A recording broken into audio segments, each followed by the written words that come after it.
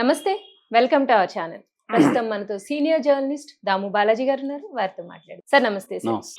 బాలకృష్ణ ఇంటిని కూల్చివేయాలి అని చెప్పి తెలంగాణ సీఎం రేవంత్ రెడ్డి ఆదేశించారు అనే న్యూస్ వస్తుంది సార్. బాలకృష్ణ ఇంటితో పాటు జానారెడ్డి ఇంటికి కూడా మార్క్ చేశారు అనేది న్యూస్ వస్తుంది. అంటే గత కొద్ది రోజులుగా చూస్తుంటే అంటే సెలబ్రిటీస్ మీద ముఖ్యమంత్రి ఎందుకు ఆగ్రహంగా ఉన్నారు, లేకపోతే ఎందుకు ఇలాంటి చేస్తున్నారు అంటే మీరు ఏం చెప్తారు? గత కొంతకాలంగా రేవంత్ రెడ్డి సినిమా ఇండస్ట్రీకి వ్యతిరేకమైన నిర్ణయాలు తీసుకుంటున్నాడు. సినిమా ఇండస్ట్రీలో ఉన్న అనేక మందిని ఇబ్బంది పెట్టే విధంగా ప్రవర్తిస్తున్నాడు అని వార్తలు వస్తుంది. దీని పట్ల ఎవరి అభిప్రాయాలు వాళ్ళు వ్యక్తం చేస్తున్నారు. ఒకటి, నాగార్జున ఎన్ కన్వెన్షన్ కూల్చివేతతో స్టార్ట్ అయింది.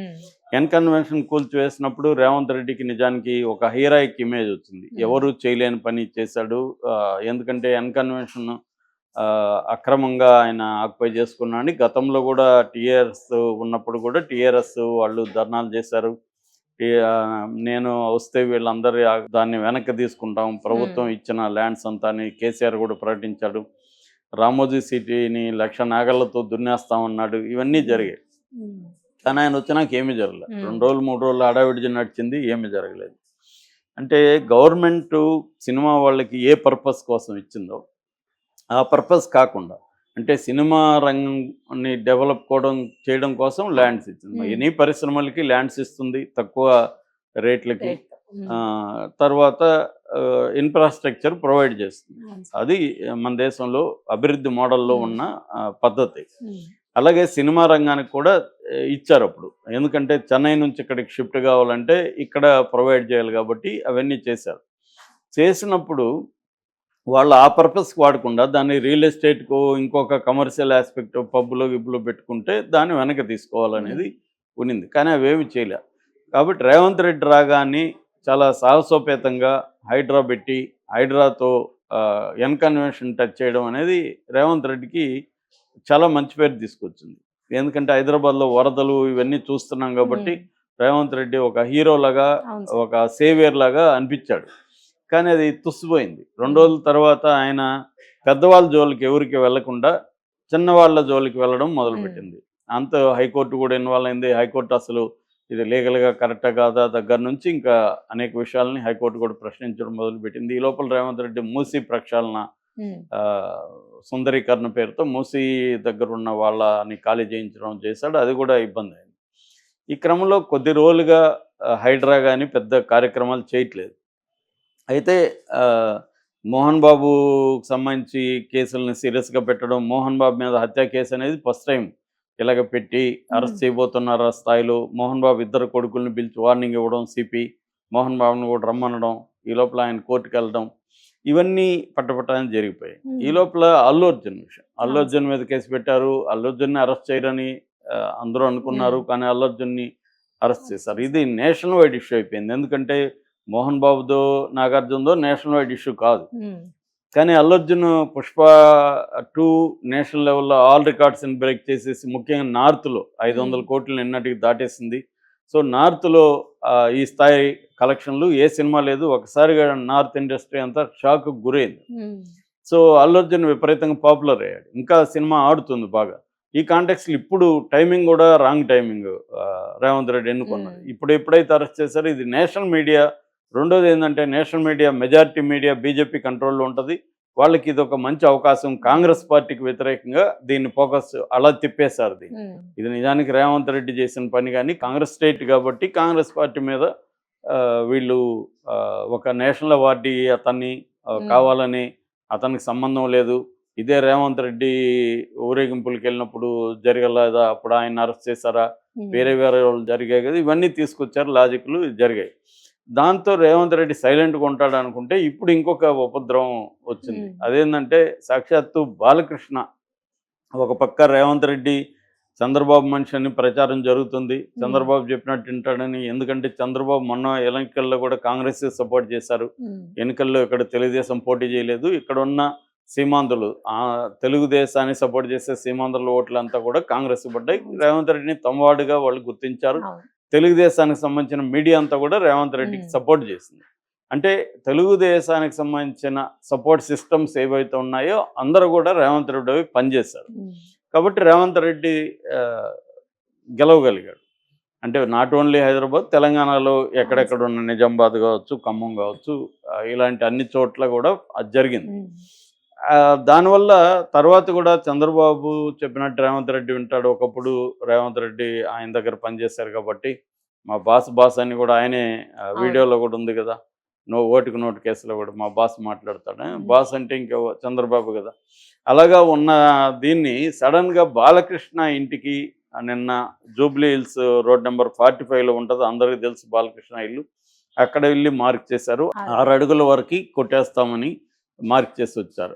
ఇది ఇప్పుడు సంచలనమైంది. బాలకృష్ణ కూడా కోపంగా ఉన్నాడని చెప్తున్నారు. యాక్చువల్గా అల్లు అర్జున్ అరెస్ట్ని ఖండించిన వాళ్ళలో ముందుగా బాలకృష్ణ కూడా ఖండించారు. ఇది కరెక్ట్ కాదని. కేవలం బాలకృష్ణదే కాకుండా వాళ్ళ పార్టీ కాంగ్రెస్ పార్టీ లీడరు, ఒకప్పుడు హోమ్ మినిస్టరు, సీఎం రేసులో కూడా ఉన్న జానారెడ్డి ఇల్లుంది రోడ్ నెంబర్ 12లో బంజారా హిల్స్లో. ఆయన ఇంటికి కూడా మార్క్ చేశారు. ఆయన చాలా తీవ్రంగా ఎప్పుడూ నేను చూడలేదు ఇలాంటి అరాచకం, నా ఇంటికే మీరు ఇట్లా చేస్తారా అని అధికారుల్ని నేను సీఎంతో మాట్లాడతాను, దీన్ని అంత ఈజీగా వదలను, నేనైతే నా ఇల్లుని కొట్టడానికి ఒప్పుకోనని ఆయన గట్టిగా మాట్లాడినట్టు తెలుస్తుంది. అట్లాగే అల్లు అర్జున్ మామ వాళ్ళ ఇల్లు కూడా ఉంది దీంట్లోని, అక్కడ ఆయనది కూడా చేయబోతున్నారని చెప్తున్నారు. అట్లాగే ఇద్దరు పెద్ద మీడియా యజమానులవి ఆస్తులు కూడా అక్కడ ఉన్నాయని చెప్తున్నారు. అట్లాగే అనేక మంది బడా వ్యాపారవేత్తల ఇండ్లు కూడా అక్కడ ఉన్నాయని చెప్తున్నారు. ఇది ఎందుకు అసలు అంటే కక్షగట్టి చేస్తున్నాడా రేవంత్ రెడ్డి ఏంటన్నప్పుడు, రేవంత్ రెడ్డి కక్షగట్టి ఏం చేయట్లేదు. రేవంత్ రెడ్డి ఏం చేస్తున్నాడు అంటే హైదరాబాద్ని అభివృద్ధి చేసే క్రమంలో ట్రాఫిక్ సమస్యలు మనకు తెలుసు. జూబ్లీ హిల్స్ వైపు వెళ్ళే వాళ్ళకి అందరికీ తెలుసు, కేబీఆర్ పార్క్ చుట్టూ విపరీతమైన ట్రాఫిక్ జామ్ ఉంటుంది, గంటలు ఆగిపోతుంటుంది ట్రాఫిక్. సో అందువల్ల అక్కడ ఇప్పుడు కొన్ని కార్యక్రమాలు చేశారు. అదేంటంటే హెచ్సిటి అంటారు. హెచ్సిటి అంటే Hyderabad city innovative and transformative infrastructure project అని ఒక ప్రాజెక్ట్ అనౌన్స్ చేశారు. దీని ప్రకారం ఈ పార్కు చుట్టూ మొత్తం 6 జంక్షన్లలో ఫ్లైఓవర్లు, 6 అండర్ పాస్లు, 8 స్టీల్ బ్రిడ్జిలు ఇవన్నీ నిర్మించాలని ప్లాన్ చేస్తున్నారు. ఇవన్నీ నిర్మించాలంటే వైడనింగ్ చేయాలి. వైడనింగ్ చేయాలంటే దారికి పక్కనున్న ఇండ్లు కావచ్చు, ఇంకోటి కావచ్చు, వాటిని కొట్టేయాలి కొంతవరకు. మొత్తం ఇల్లు కూలగొట్టరు. ఇప్పుడు నేను చెప్పినట్టుగా 6 ఫీట్ బాలకృష్ణ ఇల్లులో ఏమేమి ఉన్నాయో అవన్నీ కూలగొట్టాలి. అది ఎవరిదైనా సరే. అది చేయకపోతే ఇది చేయలేం. కాబట్టి ఈయన ఏదో బాలకృష్ణ మీద కోపం ఇంకోటి కాదు. ఎవరిదైనా ఇప్పుడు ఆయన కాంగ్రెస్లోనే ఉన్నాడు కదా జానారెడ్డి, అల్లు అర్జున్ మామ కూడా కాంగ్రెసే కదా, వాళ్ళది కూడా చేస్తున్నాడు కదా. ఇందులో రేవంత్ రెడ్డి ఏదో కక్ష పెట్టుకొని చేయడం అనేది అయితే కరెక్ట్ కాదు. కానీ పిక్చర్ ఎలాగ వస్తుంది, రేవంత్ రెడ్డి కక్ష పెట్టుకొని ఏదో చేస్తున్నాడు అనేది వస్తుంది. సో కానీ ఇది అనివార్యం. ఎందుకంటే సిటీ నీకు డెవలప్ అవ్వాలన్నప్పుడు దానికి అడ్డుగా ఉన్న వాటిని తొలగించాలి. కాకపోతే ఇక్కడ బాలకృష్ణ ఇల్లు, జానారెడ్డి ఇల్లు ఉండడం వల్ల ఇది వైరల్ అవుతుంది. వీళ్ళు ఇస్తారా లేదా, ఇవ్వకపోతే రేవంత్ రెడ్డి బలవంతంగా కూలగొడితే అది మళ్ళీ నేషనల్ ఇష్యూలు అయ్యే అవకాశం ఉంది, మళ్ళీ కోర్టులు ఇన్వాల్వ్ అయ్యే అవకాశం ఉంది. సో ఒక పక్కేమో సిటీ డెవలప్ చేయాలి, సిటీ ట్రాఫిక్ ఇష్యూస్ని సాల్వ్ చేయాలి, ఫ్లైఓవర్లు తీసుకురావాలి, ఇవన్నీ బీఆర్ఎస్ కూడా చేశారు. కాకపోతే కొన్ని చోట్ల అడ్డంకులు ఉన్నాయి. ఇప్పటికి కూడా ఓల్డ్ సిటీలో మెట్రో వెళ్ళకపోవడానికి కారణం అక్కడ ముస్లిం ప్రిడామినెంట్గా ఉండడం, వాళ్ళు ఇవ్వడానికి ఒప్పుకోకపోవడం, ఇలాంటి సమస్యలు ఉన్నాయి. కాకపోతే ఇప్పుడు వాళ్ళతో మాట్లాడడం, వాళ్ళకి కాంపన్సేషన్ ఇవ్వడం, వాళ్ళని కన్విన్స్ చేయడం అన్న పద్ధతి రేవంత్ రెడ్డి వెళ్ళాలి. లేకపోతే రేవంత్ రెడ్డికి వ్యతిరేకత వచ్చే అవకాశం ఉంది. రేపొద్దున ఇప్పుడు కాంగ్రెస్ నాయకులు కూడా ఆందోళన చెందుతున్నారు. ఎందుకంటే సీమాంధ్రులకు చెందిన వాళ్ళని ఎప్పుడు కూడా కేసీఆర్ టార్గెట్ చేసి చేయలేదు. మాట్లాడారు తప్ప సీమాంధ్రులకి ఒకరికి కూడా చిన్న గాయం కాలేదు, ఒక షాపు కూడా ధ్వంసం కాలేదు, ఏమీ కాలేదు. కానీ ఇక్కడ టార్గెట్ చేసి ఇప్పుడు సీమాంధ్రను చేస్తే సీమాంధ్ర ఓట్లు రేపు కాంగ్రెస్ పార్టీకి ఇబ్బంది కదా. నెక్స్ట్ 2026లో జిహెచ్ఎంసీ ఎన్నికలు వస్తున్నాయి, స్థానిక ఎన్నికలు జరగబోతున్నాయి. ఇక్కడంతా కానీ దెబ్బ తగిలితే రేవంత్ రెడ్డికి కూడా దెబ్బ. ఆల్రెడీ పార్లమెంట్ ఎన్నికల్లోనే ఆశించిన రిజల్ట్ రాలేదని ఇక్కడ ఫ్యాక్ట్ ఫైండింగ్ కమిటీ కూడా కాంగ్రెస్ అధిష్టానం వేసింది. కాకపోతే ఏంటంటే రేవంత్ రెడ్డికి ఉన్న ధైర్యం ఏంటంటే రాహుల్ గాంధీ రేవంత్ రెడ్డిని కదిపే పరిస్థితి ఇవ్వలేదు. ఉన్నవే 3 స్టేట్లు వాళ్ళకి, ఈ 3 స్టేట్లో కలబెట్టి వీళ్ళని గందరగోళం చేస్తే ఇబ్బంది అని చెప్పి రేవంత్ రెడ్డి ఏం చేస్తున్నాడంటే ఆ ధైర్యంగా వెళ్ళడానికి అది కూడా ఒక కారణం. అంటే రాహుల్ గాంధీ ఏమి చేయలేడు నన్ను కథపడేయలేవు. అందుకని నేను ధైర్యంగా వెళితే మనకు ఉమ్. పేరు వస్తుంది, ఒక రాజశేఖర రెడ్డి లాగా మనం నిలబడచ్చు అనేది ఆయన అభివృద్ధి కావచ్చు, సంక్షేమం కావచ్చు, ప్రజలకి చిరస్థాయిగా నిలిచిపోయి కొన్ని పనులు చేయడం, ఈ క్రమంలో కొన్ని హై అండ్ టార్గెట్లని టచ్ చేయడం ద్వారా తను గట్స్ ఉన్న ఒక సీఎం, ఉమ్. ఇది ఎవరికి భయపడ్డు అన్న ఒక సిగ్నల్ వెళ్ళాలన్న యాంగిల్ రేవంత్ రెడ్డిలో కనిపిస్తుంది.